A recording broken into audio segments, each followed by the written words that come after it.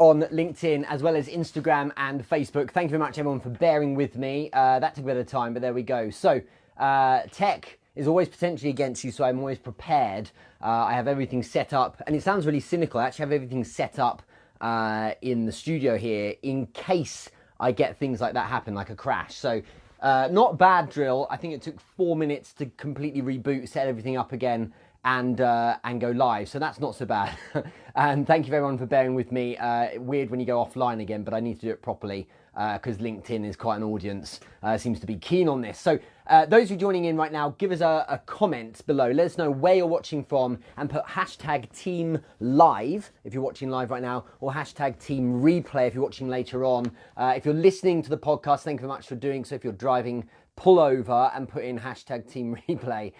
Thanks in advance to those of you listening on IGTV to the replay a bit later as well. And yeah, so this topic you voted for over the weekend, 2/3 at least of the votes, I think it was, went to content creation. So if you have a comment, or rather, if you have a question on content creation, do jump in to the comments and add your comment here. I was saying in the failed stream I had 5 minutes ago that actually there's a couple of notices about Entrepreneur Business Live. Just to let you know, because people are asking when is the London one coming up. The next London one will be probably in March, dates to be announced. We've got Atlanta on the 27th of February. Amsterdam's being pushed back to May, probably first week, maybe I think it's Tuesday the 5th. And we plan, although it's not done yet, we plan to have New York return, episode 4 of New York, which is like, I loved it there. It's such a great event last year.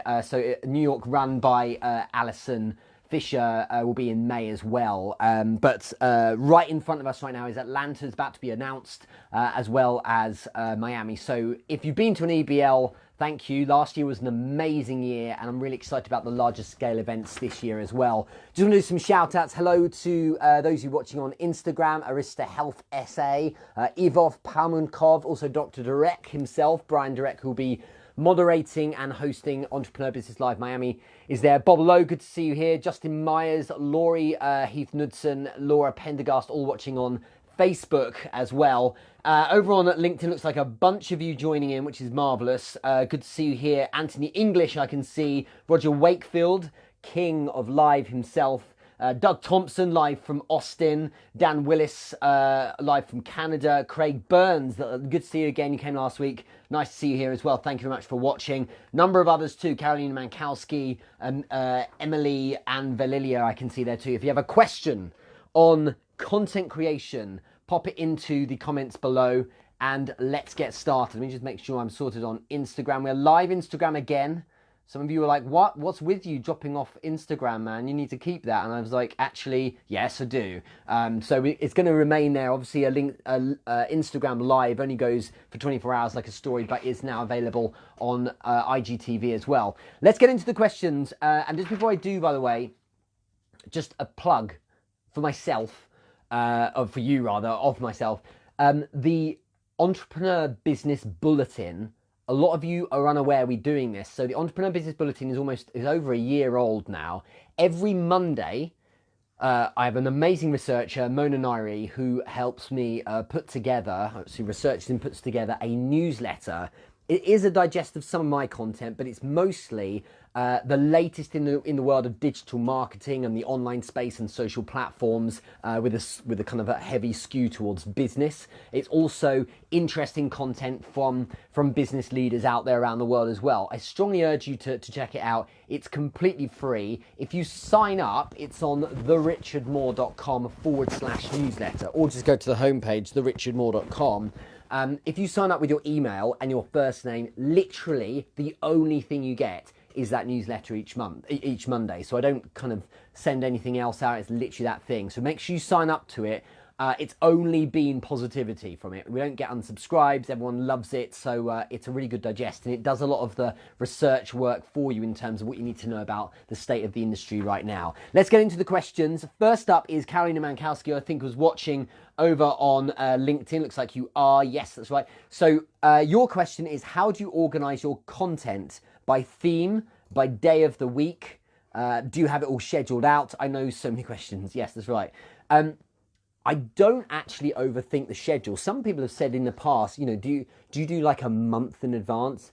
No, this is the thing. Content creation isn't my main job, and for many of you, shouldn't be yours either, in my opinion. I'm a practitioner of the things I talk about. So I teach things like sales, I teach things like marketing to corporates, and I help guide startups. As a hobby, I also run the Entrepreneur Business Live events, but content is like a 1% thin veneer sitting atop of it that helps promote and distribute the things I'm doing, such as this content, for instance. So it's not like a major thing that I focus on day in, day out. Really simply, Carolina, I have a big focus on remembering that I need to be focused on this one area of work I have. So pure signal about the thing I do. I don't post loads of other things all the time. I could post more probably, but the content I produce is very tight on helping people around the digital marketing space, the sales space, and the online, although I work a lot with offline, but the online startup kind of realm. And I organize it loosely speaking, against a weekly schedule. So on one day of the week, it's usually a Monday, I have a content generation focus. I don't spend the whole day doing it, but that is the day within which my content is created. And then across the week, I have scheduled when I'm going to put these posts in. Usually it's against a particular time zone, and in addition, I will have a type of post.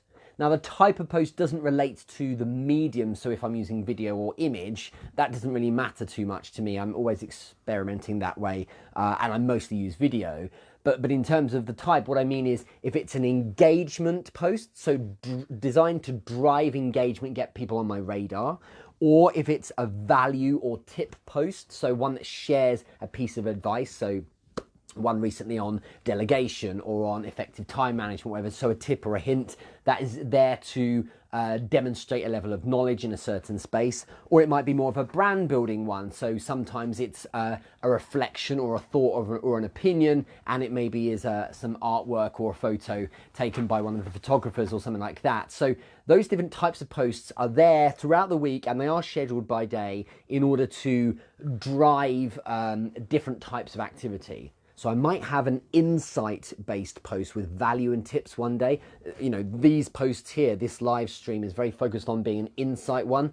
Then I might have engagement-based posts, and the call to action there is reflecting that it's driving, stimulating the conversation as the point of it all. So that's very much the idea, is to have different types of posts, but I have one type of post per day, and I just kind of rotate that as I go. Just don't overthink it too much, because a lot of people plan far too much.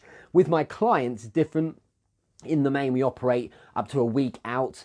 We have the content already organized as well, much like with me, but we don't do a month in advance. I've personally not seen that as necessary, to be honest. I'd be interested to know if anyone does things differently, because there's no wrong or right, there's what works for you. I know plenty of people who are very successful and they just do it in the moment. They just do it like that day. I've got to put a post out, so I will, is their attitude.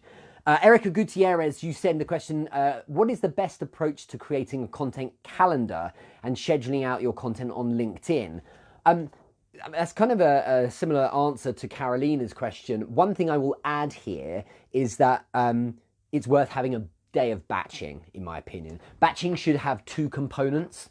By the idea of batching, it's rather than maybe making a video one day, then making a video the next day, then the next day to post each time, it's batched all together. So sit down for half an hour, map out the things you're going to talk about, so 5 things you're going to talk about, and then record 5 one-minute videos. Or record one video and splice it into 5, okay? That's just, that's 5 posts. That could be a post each day of the week now. So batching the content creation itself.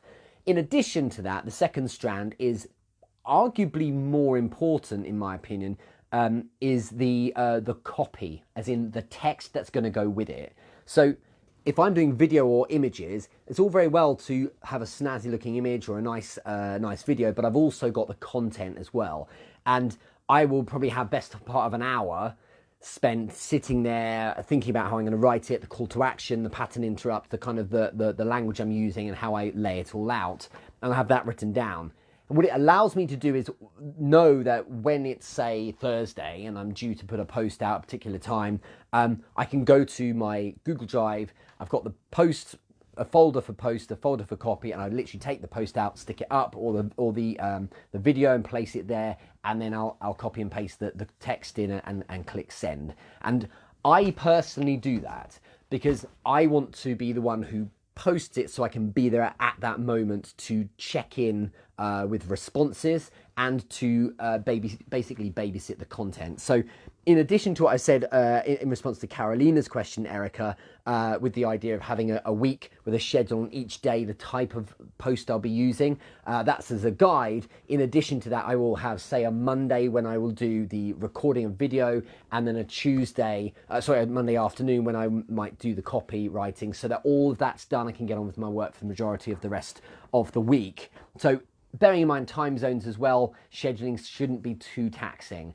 It doesn't really make sense to post when your audience isn't up. And one little tip is that whilst schedulers like Hootsuite or Buffer may appear useful in the sense that they are able to provide convenience, they are not necessarily effective. I don't use them anymore, for instance, for LinkedIn posts or Facebook posts, because my aim isn't just to tick the box of I've posted. My aim is to generate meaningful engagement. And so in LinkedIn, and I tested this a while back and tested it again yesterday to a degree, if you post and leave it, very little happens compared with if you post and distribute it, speak to people, let them know you've done it, tag meaningfully 6 or 10 or 12 people who might feel this is useful. When I'm doing that, I need to be watching what's happening live in the moment, because I want to see who's online right now. So if I have 2 people I might tag in that post, Erica, and one of them is live, they've got the little green dot in the sidebar of people who are online right now, I'll tag that one, because not only do I know that person will find this content useful, but I know that person's live right now using the platform. That's a great way of making sure I stimulate some early traction. That kind of little thing is really important, otherwise it will die off quite quickly. So that's a good question, and you don't have to overthink it too much, but those basics is what I really tend to do. A few more shout outs here. Victoria Rush, awesome to see you on Instagram. Thanks for watching. Rian Boats, good to see you too, from South Africa. I presume you're in South Africa at the moment. I don't know if you are or you'd moved somewhere else. Victor Horcasitas from Barcelona, amazing to see you here. Natalie Excellence is here too, under the account, but obviously that's just my friend Joel. Carolina, you're here now on Facebook. Brandy Holloway's here too. A lot of you watching, excellent. Over on LinkedIn, Suzanne Sparner, who sent me a DM after last week's video on DMs. So well done. Hi Richard Moore, great pointers. If you're putting a comment in right now, let us know where you're watching from. So what city are you in? And are you hashtag Team Live or Team Replay? Dina Barami from the University of Warwick. Good to see you. And by the way, I'll be in Warwick next month. I believe it's next month or later this year. I can't quite remember. For the Warwick Congress. Thank you in advance, those at Warwick, for organising that with me. Do you think it's Dina asks, do you think it's necessary to create content in several social medias such as Instagram, LinkedIn and YouTube? It's important to post content everywhere you possibly can if your demographic uses those platforms. However, it's important to be effective. So if you can't be effective because you don't have the bandwidth or the team to drive it, then don't do it, because it's a waste of time. Rather than try and be a little bit on each platform and do them in a crap way, it's better to do them really well. So my 3 main platforms, probably in order now, it's interesting, are LinkedIn, Instagram and Facebook. Instagram and Facebook are very close. It used to be Facebook was number 1. It's dropped a bit, and Instagram's kind of taken the lead from it. Facebook still matters, especially because of my group, but I would say that LinkedIn obviously takes the lead on it. But the 3 are where I tend to focus. Is it necessary to create content on several social media platforms? Yes, if you can. It's dangerous to go all in on one. That doesn't mean you shouldn't. The sun's shining on LinkedIn right now. So those that focus on LinkedIn, good for you. But when you go, I'm going all in on LinkedIn because it's going really well, you run the risk of making yourself a little bit redundant should something change. Oh, no one's going to stop using LinkedIn, said everyone.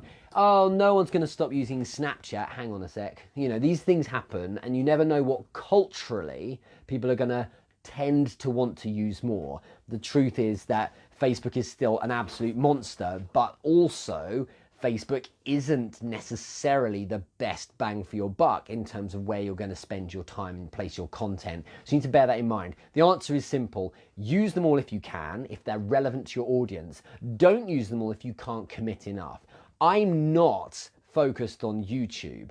I should be focused on YouTube. I'm not, because I don't have the bandwidth to do it properly. YouTube is not ping up a post and hope it works unless you're PewDiePie, right? But even then he probably does a better job than I ever would. And it's the same with Twitter. I can't commit to it, or I won't commit to it enough, so we're going all in on the others instead. If I had another platform, I don't feel that right now we would do as well as we might. So I'm going deeper on the 3 I'm using at the moment instead. Okay, good question. Craig Bernie Burns, always solid advice. Thank you so much. Graham Richardson, Team Live in Bishopsgate.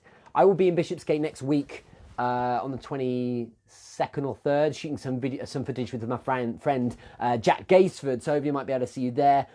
Rudy Goldman is hashtag live. Mo Hadja in Alexandria, Egypt here. What are your thoughts on content creation if you are not an expert in your field and you just got started? Here's the good news. If you're not an expert and you just got started, as I was on Facebook in 2015, just post anyway. Because the good news is no one's watching, so you can practice. And if a few people watch, no problem. But the point is that you can start with no one paying much attention to you and you can practice. It's insane to hope that you can create perfect content straight away. It's a learning curve, right? My first videos were dreadful, but I still posted them because it's not just about posting content. It's being cool with the fact that you're putting yourself out there, and part of it the whole point isn't putting out content, it's also getting engagement, right? So you want to build your audience and get engagement from a community watching. That's crucial. So my thoughts on content creation, if you're not an expert, is start, but recognize that expert is a relative term. So what this means, Mo, is that, for instance, here on Instagram right now, Leva Grinberger's just joined, who is, still a massive fan of hers. She's like the lead designer for Media Monks. So she led the rebrand of McLaren, like the orange accent and that, and that blows my mind. So relative to me, she's a world-class expert in understanding design and things like that.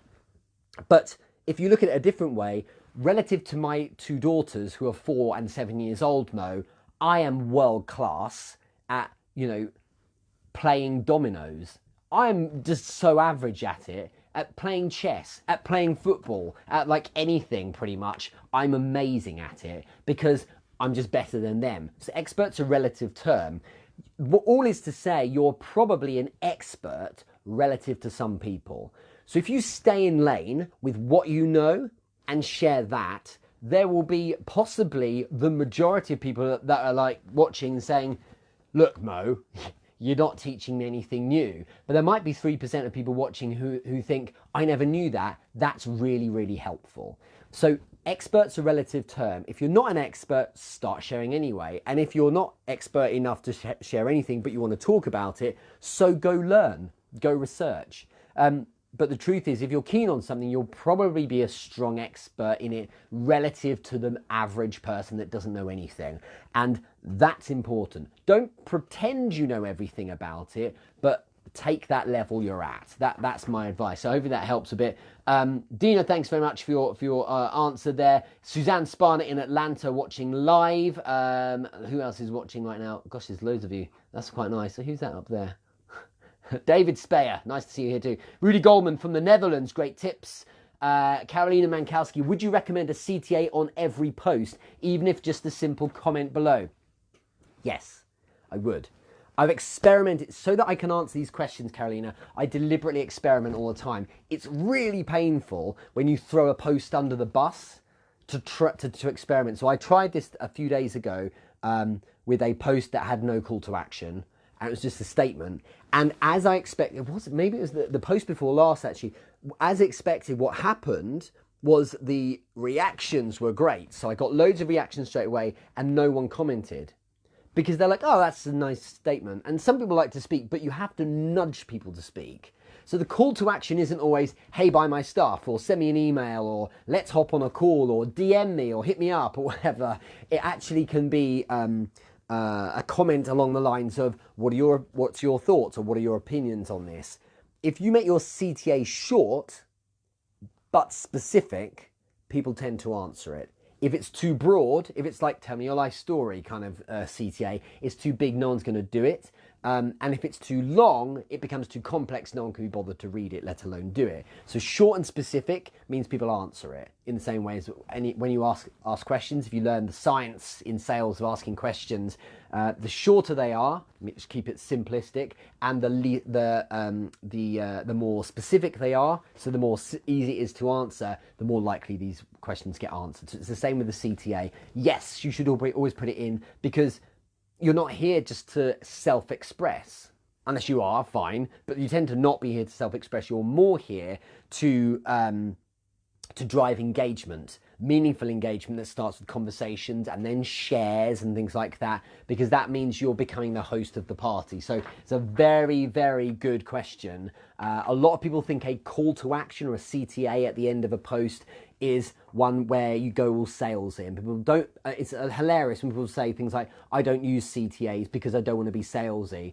So don't be salesy, but you should ask your audience to at least speak or engage. Otherwise, why are you bothering to post publicly? What are you looking for? If you want some kind of reaction, ask for it. It's a good idea to do it. I've found it's driven engagement a lot, where I explicitly ask the audience to engage in some way. Next question from Gloria Mitchell, amazing Gloria Mitchell. Question, do you have a systematic way that you come up with ideas for content? In other words, how do you continuously come up with topic ideas? One word is immersion. I'm immersed in the work that I talk about. When I go to produce a piece of content, I've got the flood of ideas because I'm actually on the ground doing it. If I never did any work for clients or met people or had interface with people who might have problems or fixed stuff for people, then I'd have nothing to talk about. And content creation and the kind of the ideation around the creativity would never happen. So there is some consumption of the content of others, but in like overwhelming majority, it is my immersion in my world itself. So for instance, tomorrow I'm training like 10 different training sessions for a client, all on different topics around sales and marketing.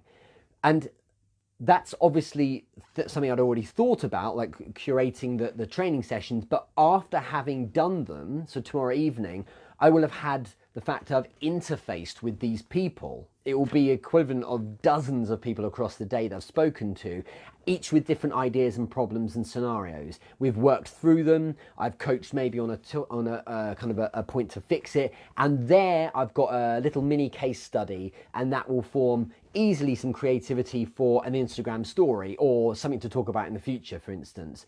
All these questions, like we're getting on for 1,500 questions across all of these live streams I do every week. And I can draw from, I mean, the answers themselves have to be creative to a degree. They have to draw from anecdotal evidence or things I've done, and it comes from me being a practitioner. So immersion in it. If you only talk and never do, then you have very little to talk about because you're not experiencing. So immersion in the job itself, doing an actual job, not just producing content about a fictitious job, is the way to do it. So having clients, being on the ground, being someone who may have something to say or post about, but actually is still a practitioner. That is essential. Otherwise, you're not staying fresh and you're not doing it, you know, and then you've got less to talk about. So if you feel like your creativity is waning, get out there more. Perhaps you need more exposure to people, clients, and problems that you can solve, because then that will give you more to talk about. And it's just being immersed in other people's worlds and other people's businesses and helping them. It allows me to have something to always talk about. If there's nothing to talk about naturally coming into your mind when you want to produce some content, it's I suppose a little alarm bell that's ringing saying you need to perhaps do something to stimulate that a bit more. And that typically, in my opinion, means you need to be in front of more people and doing more stuff, because then you've got more to talk about. So great question. Well done. Thank you for that, Gloria. Elizabeth Westbrook, you're becoming a regular. I'm really pleased about that. You've written, I can't wait. So you're obviously pleased about this topic. Question, do you recommend a limited number of content subjects for each individual? And if so, why? Yeah, this concept of pure signal I talk about a lot. The idea that you focus, you stay in lane and talk about your thing. You should niche down as much as you can, because the more I talk about everything, the more thinly I'm spreading myself, and the less I'm appealing to a certain set of people. I'd rather have 150 people who are massively engaged in what I talk about than 2,000 who are kind of like, oh, that's that guy Richard, he occasionally talks about interesting stuff. It's not the size of the audience, it's how keen they are on listening to you that matters. And without a shadow of a doubt, you need to stay niche, because it makes you appeal to those for whom the content is relevant that much more. It means that, you know, you're not just providing content for that set of people, but you're doing it with a high frequency. If I'm hitting in different directions all the time, only so often am I going to be useful to each set of people, and that's just simply not a good idea when you're trying to build an audience when everyone's barking away with their own thing. So go deep, become an authority on the thing you do. I focus a lot on things like you know, on content creation, sure, but more about meaningful engagement using that. And that's a crucial part of what I focus on. So that's what I need to talk about mostly. It all angles into things like sales and conversions, but and kind of engagement and getting traction and something meaningful from attention is what I talk about. So that's what I focus on, and everything kind of maps to that, really. But you hopefully understand why. It's because otherwise you're not really appealing to people deep enough. You've asked the second question, does your content need to drive to your business, or is it best to drive to your professional expertise, or a combination, or other rationale? I'm not entirely sure what you mean by that, because it seems like you're asking the same thing there, but my content is there to drive conversation. The conversation kind of positions me as a host of a party, if you like, and ultimately I'm trying to leverage this beautiful thing which is human curiosity. So what I'm saying here is, if I start enough conversations and I'm positioned as the host of the conversations, that content it kind of stimulates human curiosity, and people start having a look and saying, who is this person who shows up all the time, or does this stuff, or talks about something, or has said something I've found useful. That curiosity is enough to get them to click on the name, and then they're in the profile, and that's optimized to take them to the website or wherever it might be they need to go. And I think getting that bit right makes a lot of sense. So it maps to the business if they need it to map to the business. There are signposts wherever people need to go. But I'm leveraging curiosity by being the host of conversations first. That's the start point, or the entry point to the funnel, if you like. Just a few more shout outs. Emily, good to see you here. Fellow friend, as you saw at the weekend, it was nice to hang out with all our kids. So thank you very much for watching. Imani Gray, you're watching too on Instagram. Mahmood Gaimi43, you're here. Leva Grimberger, hope you're still watching. Thank you very much. Laura Pendergast on Facebook has said, build your authority. You're always better at something than someone else. Exactly.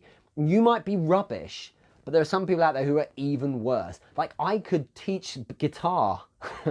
I'm so bad at guitar. I'm self-taught and terrible. But for some, like, honestly, if I taught my daughter, she'd be like, this is great. You know, like, all these chords. That's so great. Thanks so much. I didn't know it's called a plectrum. I didn't know that's how you form, you know, G or E, or what a bar chord was. And so, you know, it's like, after a day, I'd be like, I'm all out. I've taught you everything I know. But the point is, relatively speaking, I'm an expert. That's a really good point, Laura. Eric, hope that made sense. Thanks so much for watching. Eric Dunigan.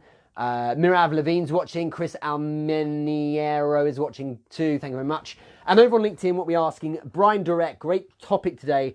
Keep sharing. Thank you. Gary Lanham has just added excellent information. Thanks. Karina Mankowski. Teaching is a great way to immerse yourself as well. You learn about people and fine-tune your expertise as well. Yes, if you want to have more creativity for content, so go read. Or whatever your topic area is, get on YouTube or into Google and type top 10 tips for, you know, whatever. Let's say you're a hairdresser and you want to do content on hairdressing. You like top 10 tips for hairdresser or top 5 things you don't do in hairdresser. People are falling over themselves to put out content to get you to look at their website, to subscribe to their YouTube channel. You can't move for it. And so you say, right, let's read what this person has to say. Take the top result. That's probably the most popular for a reason. Read it and say, yeah, I agree. And then read it yourself. Or you don't agree and then you say your own version of it. So that's a good way to get some ideas. I remember early on, I thought, I wonder what I should talk about in terms of sales because I got so much. So I did that kind of research. I went to Google, typed in top 10 sales tips, saw what came up. Because that's a reflection of research. That's a reflection of people saying, here's the stuff that keeps coming up. So I talked about those things. And people said the top 10 tips, I would do a bit of content on each of those tips because they've done the hard work for me. So I just have to talk about it with my flavour or my angle. And that's how I did it. And that allowed me to always have something to talk about. Rudy Goldman, really enjoyed watching today and learning. Richard, thanks so much. You're welcome. Thanks for tuning in, Rudy. Patricia Freudenberg, as part 2 of my question, it's regarding via content, finding a cop founder, not live human reaction. I best find what you're talking about. I'll look at it later. Kyokyo Takayama is watching as well, and I see you here on Facebook. Next question. And by the way, those of you tuning in late, firstly, where are you? We start at 1 o'clock, although today it was 5 past because of tech. The first time in its entire career, the PC I built has been here for like 3 years, working fine, crashed. Well, PCs don't crash anymore, so I had to go offline and come back. But anyway, you're late, those who are just joining now. So put in the comments where you're watching from, and if you're hashtag team live or hashtag team replay. We're talking about content creation today. Most of you voted for that over the weekend on the Facebook group. If you're not in the group, Entrepreneur Business Group is where you need to, what do you need to search for in Facebook, and you join over 4,000 people. You get to watch all the live streams of our events. The Entrepreneur Business Live series, we had like close to 25 so far of them. You get to watch all the speakers in there too.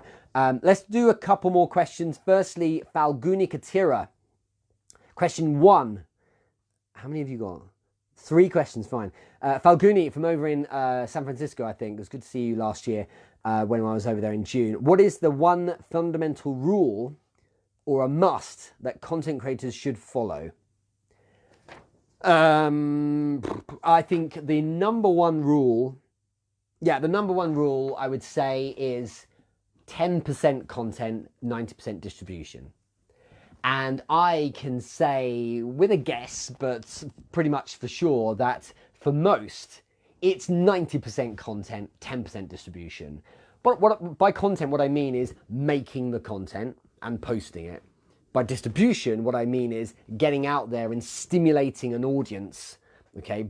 Getting in the community and letting them know that you're a good person so they show up.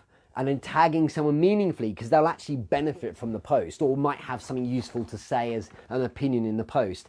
And doing that massively so that the content gets legs, because so much talent goes into content but never distribution, and what you end up with is wonderful content but no one looks at it, right? It's far better to focus on the distribution over the content. Content has to be done, bang it out there, it's out, it's over with, but focus on the distribution side because then it gets in front of people. And then you get feedback, and feedback's a marvelous thing. You get a sense of if the market feels your content's useful. And if they show up for you, as you lot are all doing on Instagram, Facebook, and LinkedIn right now, it suggests you should continue, okay? So without distribution, your content is a waste of time. It's a waste of time. And I think it's stunning that we don't audit the data we're getting. And what I mean by that is, if you look at LinkedIn, it's probably the best place to see it is LinkedIn. Certainly businesses are doing this, where it's post after post after post after post of content, even daily, so that the appetite to put the work into producing content is there. And literally every day, not a bean, not even a reaction. They don't even like their own post, literally nothing. And and you'll scroll down, that will be for weeks and months. And it's stunning because there's still this belief that, well, if I just post every day, something will change and miraculously it will all go viral and everyone will start paying attention. You've just got to put time into it, and week after week, month after month, they get nothing because the focus is on tick the box of have I posted today. Yeah, just share that article and stick it up and that'll do. Actually, you should be focusing on distributing it, going out there, meeting people, speaking to them, and getting them to show up for the content, because that's how you will get people starting to talk about you. Hoping it will just do it itself, it doesn't really work unless you're really lucky, and that's not much of a strategy in my opinion. So 10% content, 90% distribution, not the other way around. Your second question, does that rule apply across all social media platforms? Yes. It's easier on some than others. On LinkedIn, the irony with LinkedIn is that the organic distribution of content it will blow away all the rest of the platforms put together because it's so strong. However, the thing about LinkedIn is if you don't post with any sense of distribution at all, if you literally write a post, put it on LinkedIn and leave it, nothing will happen. So it will die. If nothing happens within like half an hour or so, it's just going to go to the graveyard and no one will bother. It won't get shared that much. If you put effort in the first half hour into distribution, it will just rocket. It really will. So it's interesting, that one. But I do think that it does apply to all platforms in different ways. Some platforms are easier to get traction than others. But in truth, you need to spend your time with the distribution side. That's the game. Showing up in the comments on a previous post, so you gave someone the validation for their effort in bothering to comment on your post, is part of your distribution strategy. What that does is it gives them a hit of thanks so much for coming, a great feeling of feeling welcome, some meaning and value, and it makes them decide they probably will do it again. They'll probably tune in for you again. That helps your distribution, okay?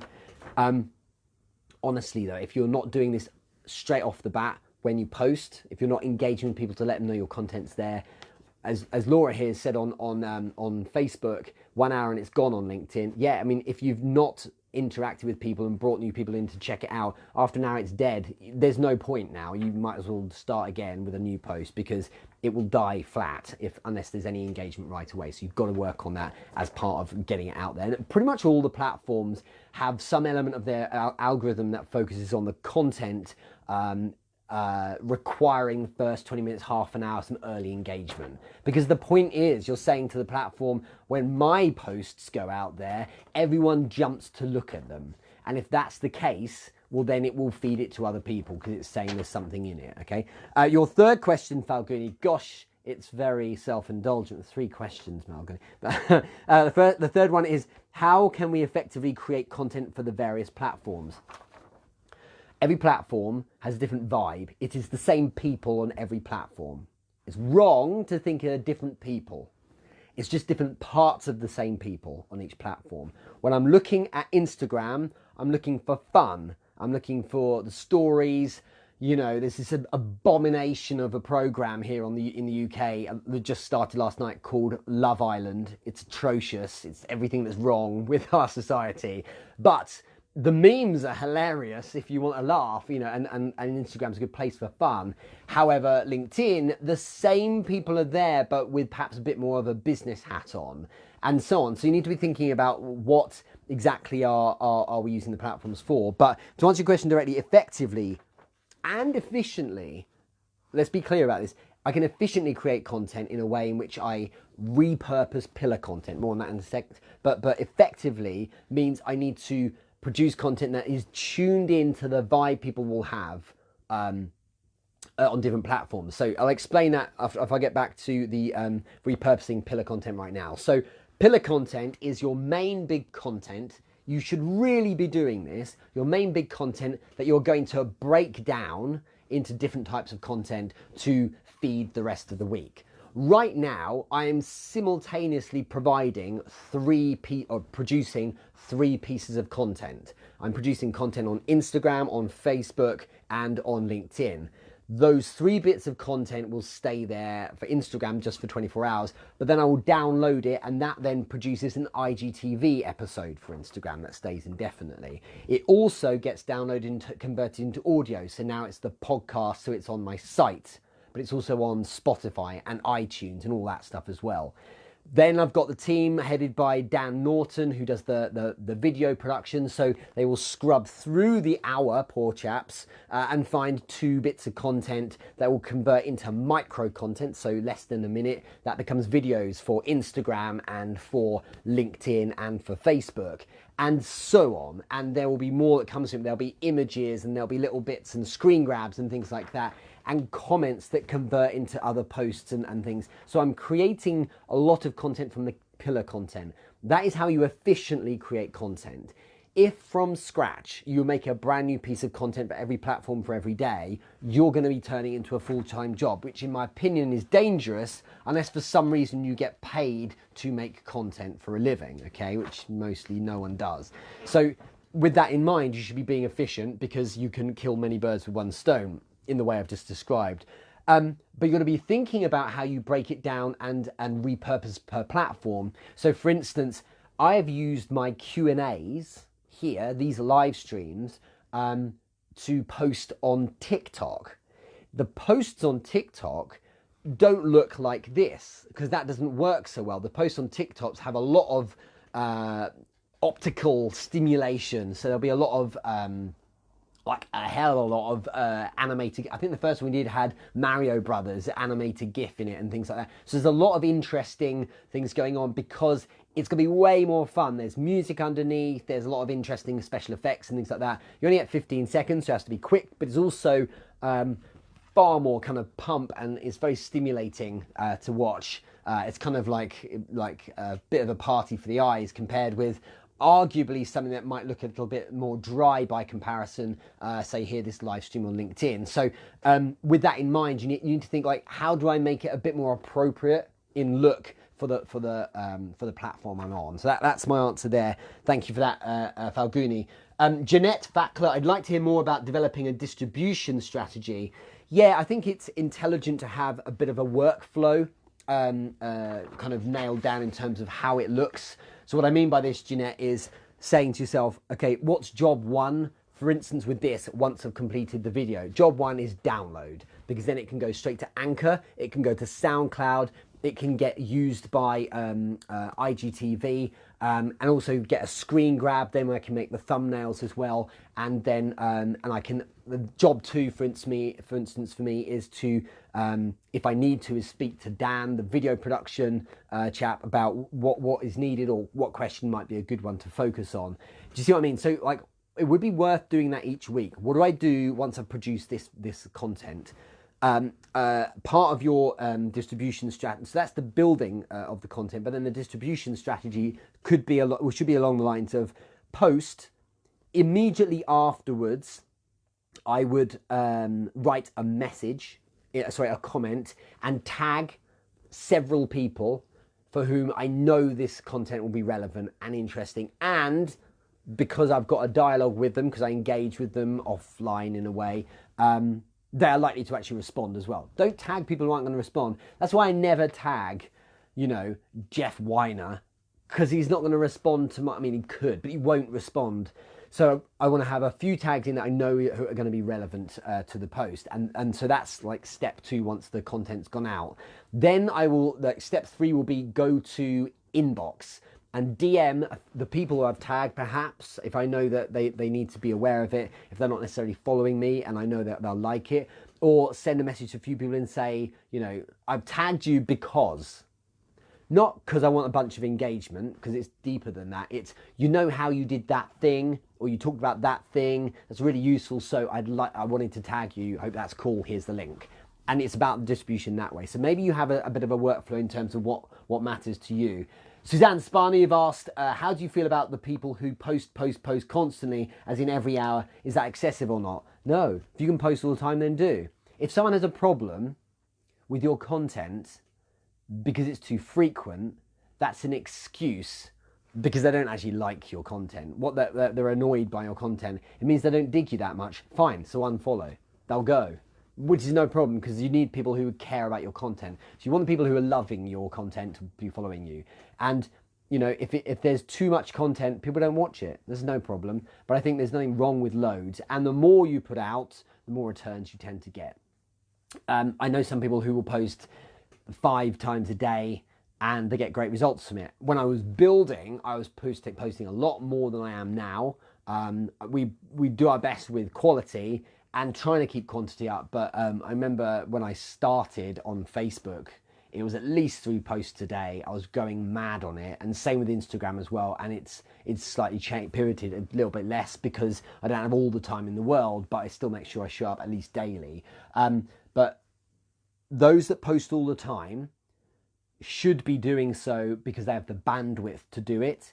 If you post all the time as a way of avoidance so that you don't get on with your work because it's fun to make content and post it, well, you're potentially, this is just wearing my startup advisor hat on, you're potentially hitting a bit of a problem soon, because what you're doing is you're focusing on stuff that's fun, not stuff that's effective necessarily. So it's something to be aware of. But if you have the bandwidth to get on with your work as well as post constantly, well, good for you, because it means you have that much more potential traction with an audience because you're showing up more for them. And remember, even if you have a really good, well-placed piece of content that goes out at a particular time, all well-researched and everything, just because you did it right in that respect doesn't mean your whole audience is going to see it. Some people never see it. Some will just miss it. They might have had a day off social and they miss your content. So there's nothing wrong with having a bit of quantity each day as well. See if there's anyone else up here, but otherwise I think we'll finish there. I think there's one more. So thanks so much, Toby Goldstein. Love the divide, Richard. We need both content and distribution. It is a divide, but it's an unbalanced divide. Disproportionately large focus on distribution over content. So we've talked about content creation as the topic today, but very much distribution is the bit that matters as well. I just want to say thank you so much. Make sure you tune in. If you want to learn more about this kind of stuff, the free newsletter that we produce every single week on a Monday, it goes out in a few hours from now. So if you do it now, straight after this live stream, you'll be able to get the newsletter. Go to therichardmoore.com/newsletter and just put in your name and email and you get access to newsletter. If you're worried about being spammed offers and other things, we literally never do that. It's literally only, you are signing up in that dialogue box only for the newsletter once a week. That's it. So that's worth knowing. And it covers other things as well as what's going on in the industry, changes to platforms, stuff you need to know, and a bit of a digest about the stuff that I've posted in the previous week that maybe popped with the audience. Thank you very much for watching on Instagram. Great to see you again here. I'll catch you later on. Appreciate you listening on the podcast as well. Thank you very much watching on